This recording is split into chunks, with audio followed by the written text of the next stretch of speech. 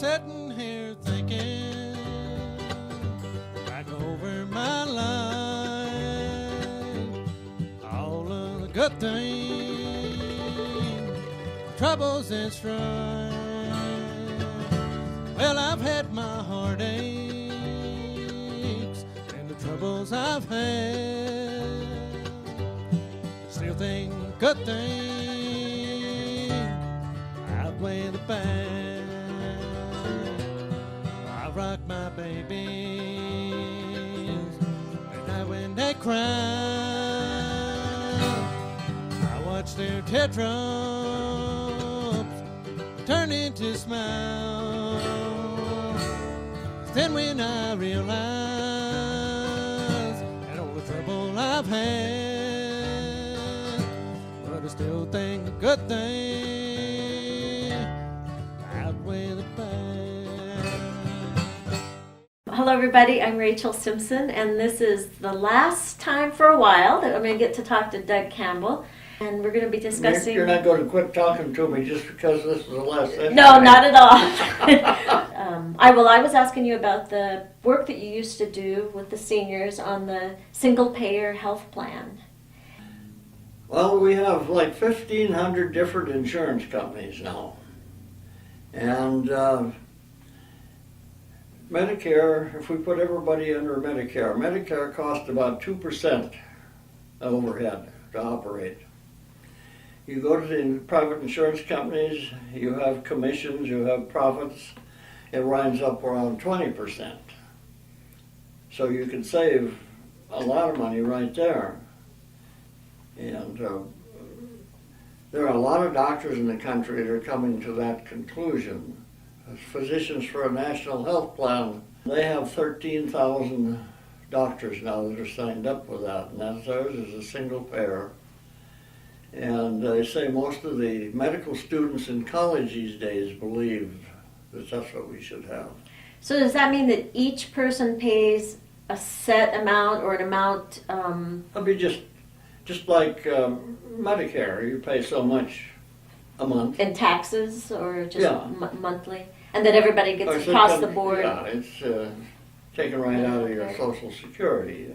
But we can't go on like we are. We have 45 million uninsured, and some of them are estimating that by the time our president leaves office, we'll have 53 million without insurance. And this cannot go on like this.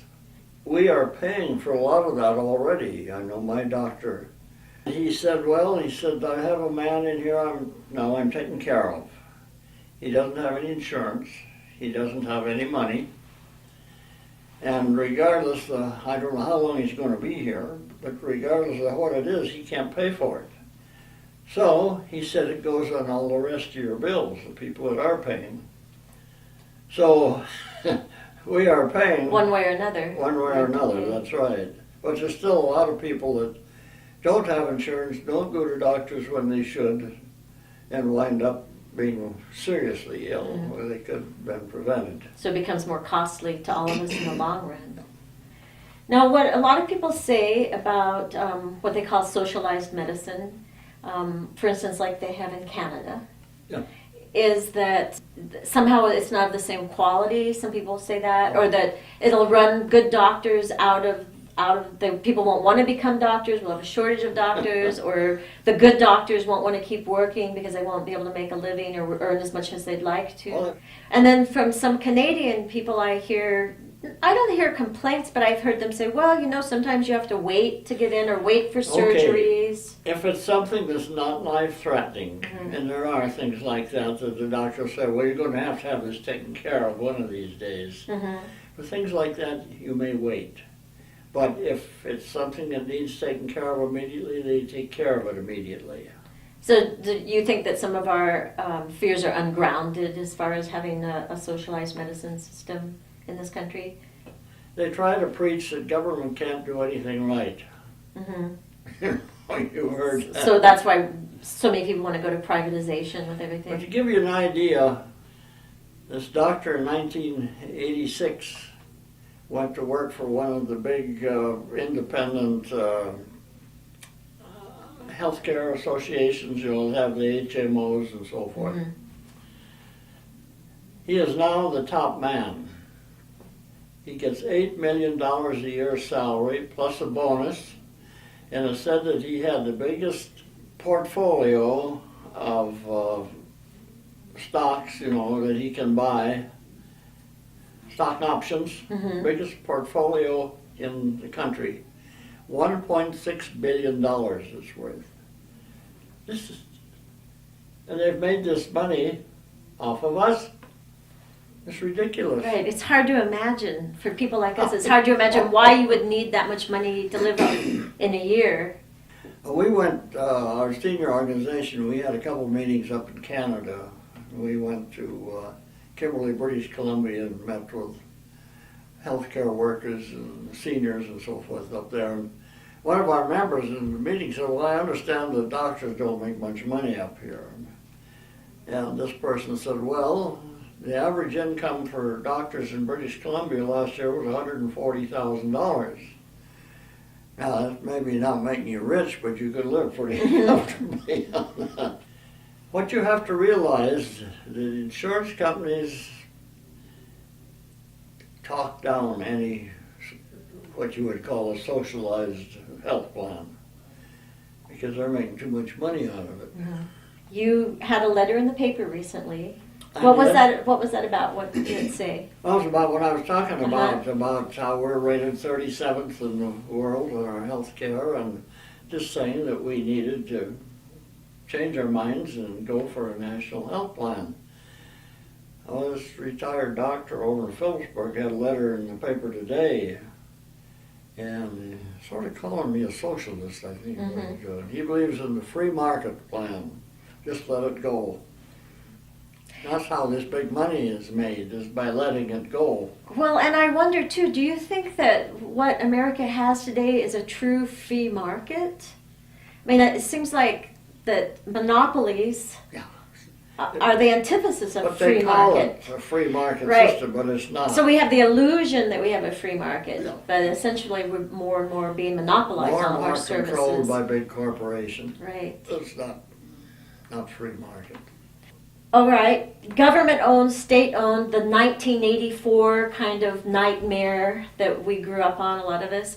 How is that really so different from being owned by essentially corporations? I kind of feel like the people that we were afraid were going to be pushing us into submission and repression, the government, big government. Well, what are our schools, our public schools? What are our public highways? You could call that socialism. It's done by the government. Well, the difference between, say, a national health care system, what we have today, is the difference in how it's operated. Our system today is based on profit, not necessarily. Care is not the first criteria. Mm-hmm. It's that bottom line.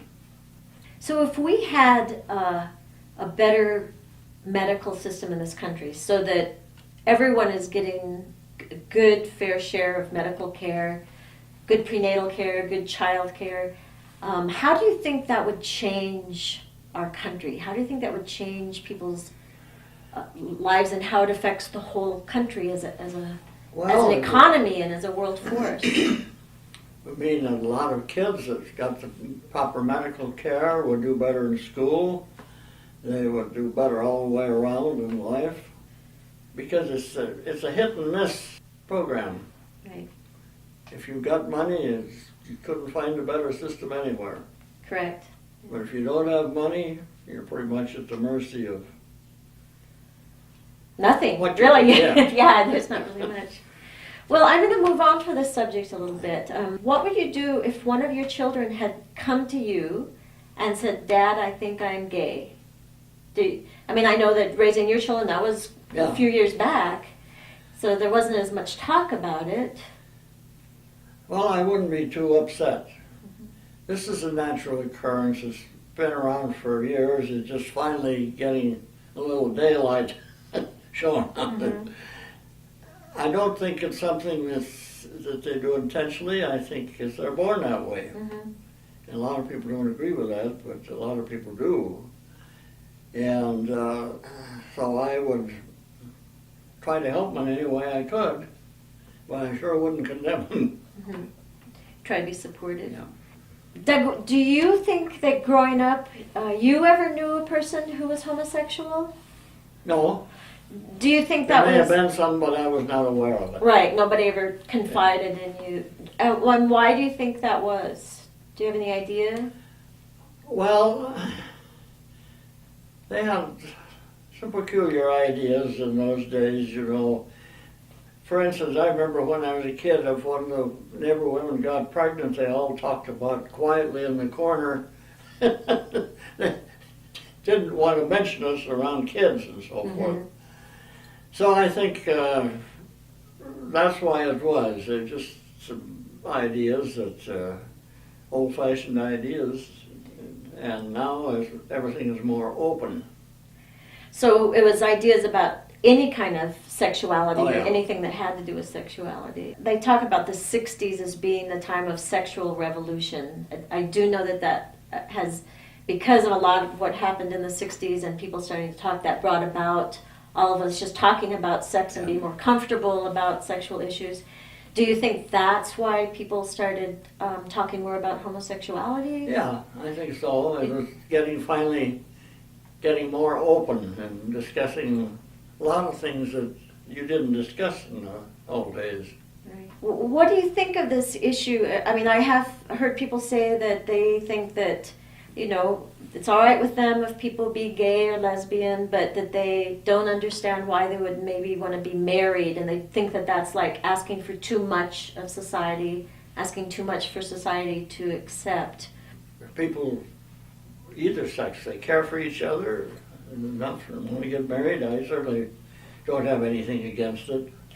What about that if marriage is legalized for homosexual couples, there might be, some people I think feel like that then that would make things harder for other people because you'd get more rights or be able to share insurance or things like that. I think some people feel a little bit of like, well, you're going to get too many rights. You're going to somehow have more things. Well, you should have those rights anyway, as far as I'm concerned. Well, I have another hot topic to talk to you about, abortion. I think the president ran a lot of his campaign, President Bush, on I'm against abortion and he isn't. How do you feel about a woman's right to choose whether to carry a child or not? I think she should have that right because there's so many instances where she might not be able to take care of the child properly. She doesn't have the income to do it. And while it's an option I wouldn't care for, but I think it should be available. Mm-hmm. One thing that bothers me about these people that are absolutely dead set against abortion, a baby's born, say he's a boy, and he gets up to military age, they don't mind sending him off to get killed overseas. I don't see much difference. Mm-hmm. Right, there's things in Yeah, interesting I mean, philosophy there that yeah. you can send a grown person off If you're to be that killed. concerned about his life, he shouldn't be sent over to Iraq or something like that. But that's the way it works. It doesn't always make sense. You have told me a little bit about just how your life has been, how busy you've been politically, and now you're living here, a much more sedate life, it seems like, not as involved as you once were. How does it feel to be living, in a sense, it's almost a communal kind of setting because you have all these neighbors that you go to dinner with and all that. How does it feel? Do you feel like you really relate to the other people that live here, people your age? You feel like you have a lot in common, a lot to talk about? Yeah, I guess some of them old age is about all we have in common. Well, I tell you what I find out here, and I think it's sad. A lot of people in here, if you bring up something like politics, they just clam up. They don't even want to talk about it. Or they'll say, well, I'm not going to be around long enough to have to worry about it. But my point is, your kids, your grandkids coming up, they're going to have to deal with this. So you should be interested in it too. But a lot of people just feel like they want to be out of the active action part. And I guess I'll never be that way. Do you think that you got more and more political as you aged? Yeah. And why do you think that's true? My dad was very political. My father-in-law was very political. So I grew up with it, and the more I followed it, the more you develop certain ideas about what's right and what's wrong in their society. And I think your beliefs grow along with your age. One time when we were talking, you mentioned to me that sometimes living here with people who are older, that you have more to talk about with the women. Yeah, women on the whole are more liberal than men. And why do you think that is? Well, I'm not sure. I think they're kinder to begin with on the whole. And while they may not be really involved with politics and so forth, I think it's probably with having kids of your own, you think of what's right and what's wrong, like health care and so forth, that you feel that they should be able to get it. Now, there's so many things in the medical field that need correcting. Our pharmaceutical are one. Pharmaceutical companies get a new patent. It's good for at least 17 years before anybody can make a generic or copy it. Then after that, anybody can make a generic of that medicine. Well, what the big corporations are doing now, this is starting to come out. Some company starts going to make a generic of one they lost their patent on. It's expired. So they go to this company and tell them they'll pay them so much to not put it on the market. So they can keep the high-priced item. And they're starting to look into that now. They're It's a type of blackmail. Yeah, it is. But they're getting away with it. See, these are some of the things, if we put a stop to, would help our healthcare system, make it more affordable for everybody. Right, the under-the-table business type of deals that are going on. Earlier when you were talking about healthcare, and some people say, well, the government messes everything up or doesn't handle things. I have a sense of that too. I feel like, gee, if the government takes over our health care, although I'm not happy with it the way it is, the government has a tendency to spend way more money, to waste a lot of money, for it to get misused by different people and siphoned off. I can see that as a valid fear. Well, do you think Medicare has been a successful program?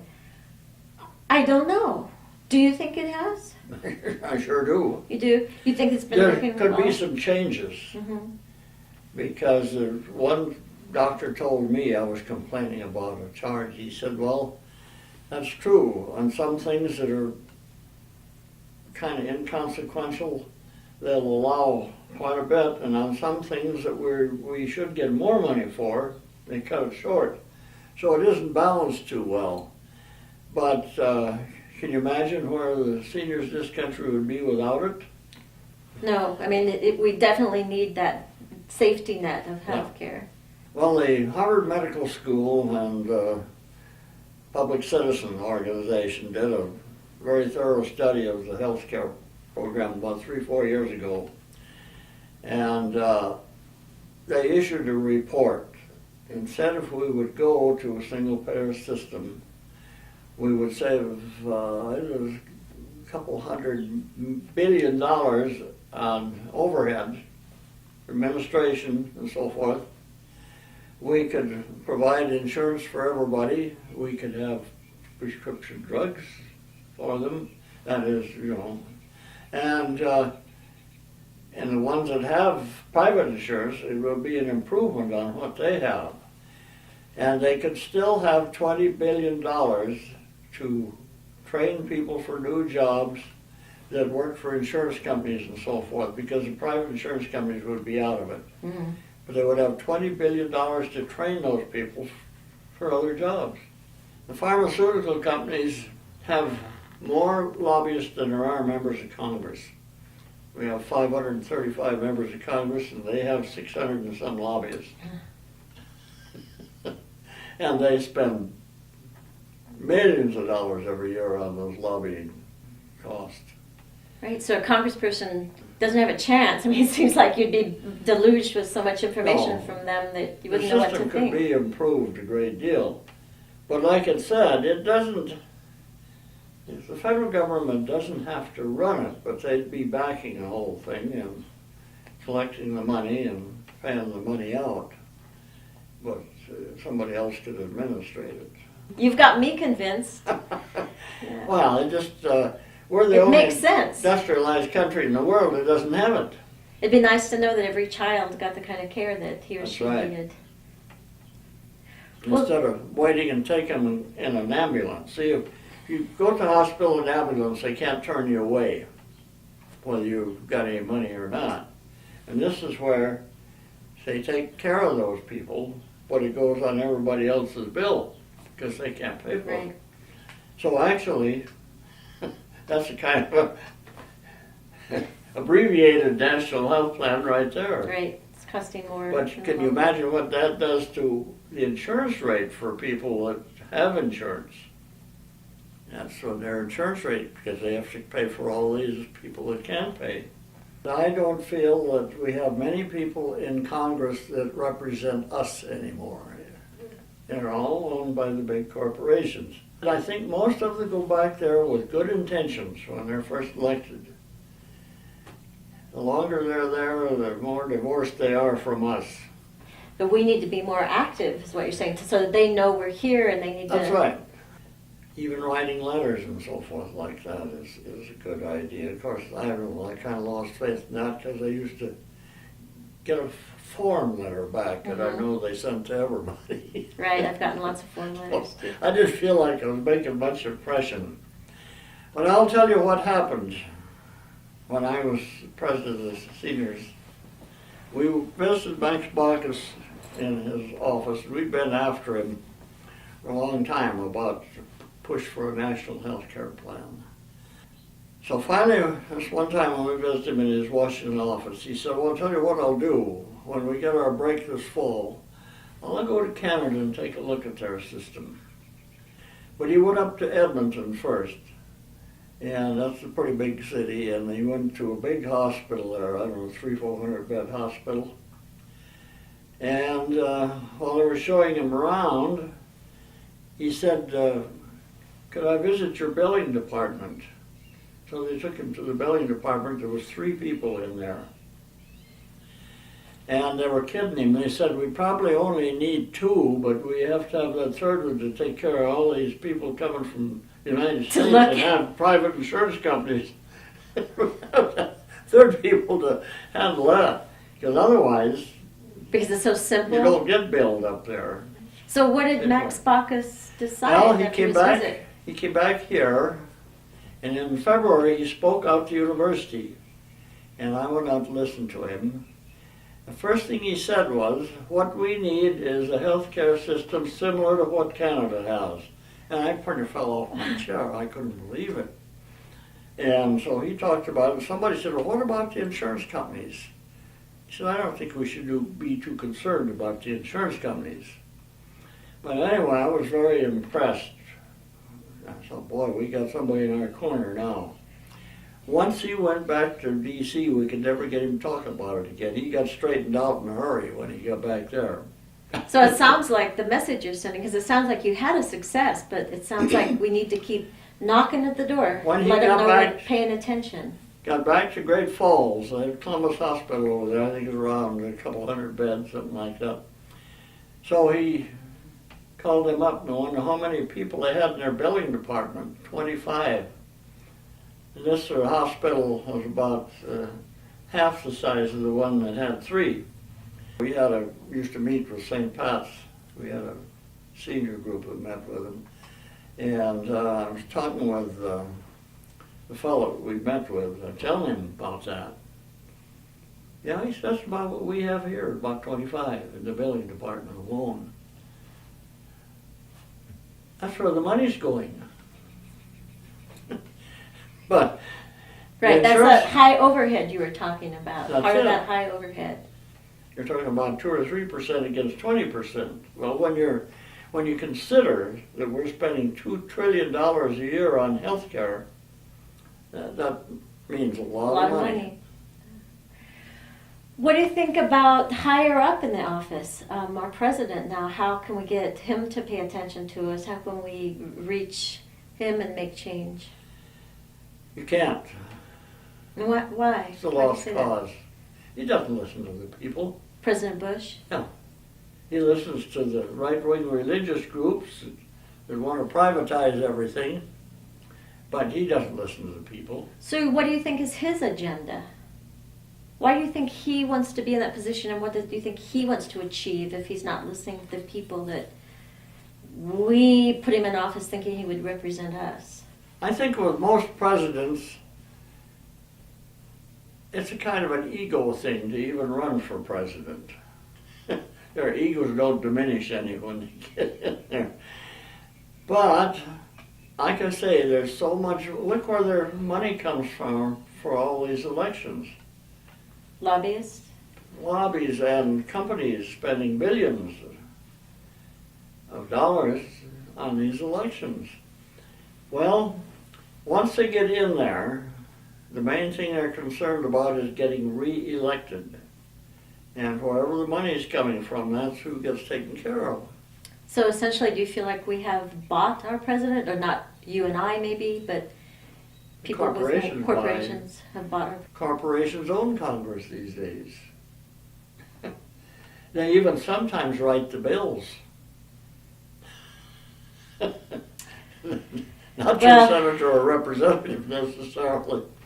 Well, you've told us a lot of daunting things, but you've also showed us some ways when you've told us about the little successes you've had, that just being active and being a part of what's going on in our lives and our government can make a difference. Well, if you look back over history, people will be oppressed about so long, then they rise up and do something.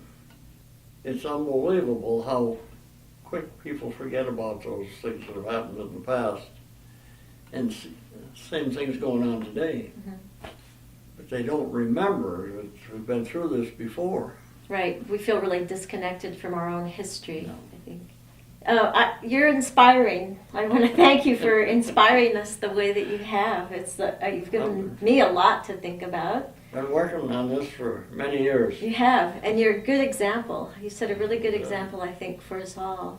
But it's something I believe in very strongly. And if other countries can do it, why can't we? We're supposed to be the richest country in the world.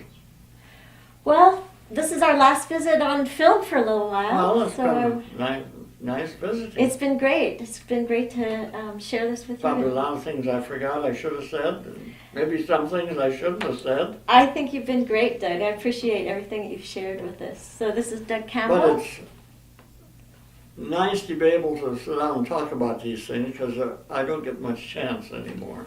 I